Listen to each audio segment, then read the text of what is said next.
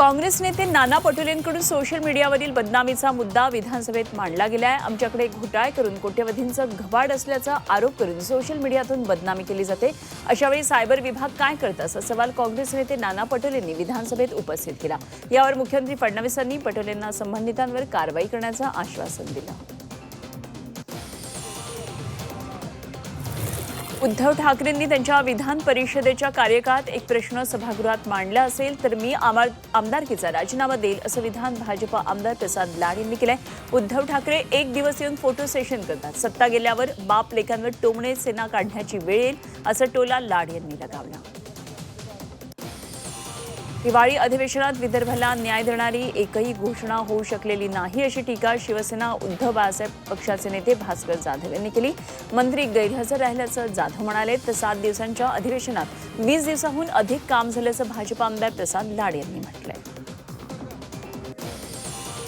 नाशिकच्या तपोवनातील वृक्षतोडी विरोधात हरित लवादात याचिका दाखल करणारे वकील श्रीराम पिंगे यांनी तपोवनाला भेट दिली। यावेळी त्यांनी सरकारच्या वृक्षतोडीच्या निर्णयावर टीका केली। हे लबाडानं निर्णय रेटू पाहणारं सरकार असल्याचं पिंगे यांनी म्हटलंय। श्रीराम पिंगे यांच्या याचिकेमुळे तपोवनातील वृक्षतोडीला 15 जानेवारीपर्यंत स्थगिती देण्यात आलेली आहे।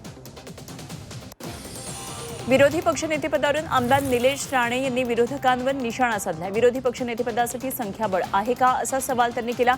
एक्स्ट्रा गाडी आणि केबिनसाठी धडपड सुरू असल्याची टीका त्यांनी केली। यंदाचं अधिवेशन खूप कमी कालावधीचं झालं कारण महिलांच्या सुरक्षेचा प्रश्न, शेतकरी, पर्यावरणाचे अनेक प्रश्न होते अशी प्रतिक्रिया अधिवेशनाच्या कालावधीवर सुप्रिया सुळेंनी दिली। दरम्यान उपमुख्यमंत्री पद हे संवैधानिक नाही तरीही दिलं जात असेल तर विरोधी पक्षनेता असलाच पाहिजे असं सुळेंनी म्हटलंय।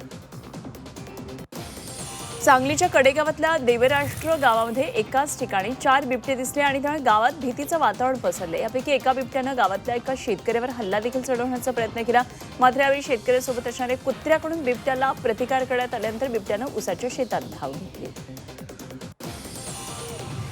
मुंबईसह संपूर्ण महाराष्ट्र गारठलाय। उत्तरेकडून येणाऱ्या थंड वाऱ्यामुळे राज्यात हुडहुडी कायम आहे तर नाताळपर्यंत थंडी कायम राहणार असल्याचा अंदाज हवामान विभागानं वर्तवलाय।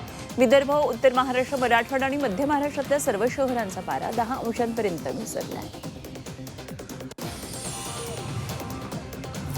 वातावरणातल्या बदलामुळे मुंबईकरांचं आरोग्य बिघडलंय। गेल्या काही दिवसांपासून मुंबईमध्ये वातावरणात होत असलेल्या अचानक बदलांचा नागरिकांच्या आरोग्यावर परिणाम दिसून येतोय। त्यामुळे अनेकांना घशामध्ये खवखव, कोरडेपणा, खवखवणारा खोकला, आवाज बसण्याच्या तक्रारी वाढलेल्या आहेत। खासगी तसंच सरकारी रुग्णालयांमध्ये अशा रुग्णांची संख्या लक्षणीयरित्या वाढताना दिसतेय। कॅनडातल्या एडमंटनमध्ये 2 तरुण पंजाबी विद्यार्थ्याची गोळ्यात घालून हत्या करण्यात आली आणि पंजाबमधल्या बुधलाडा जवळच्या गावातल्या पीडितांची ओळख पटली। गुरदीप सिंग आणि रणवीर सिंग अशी त्यांची नावं आहेत आणि दोघेही शिक्षणासाठी कॅनडाला आलेले होते।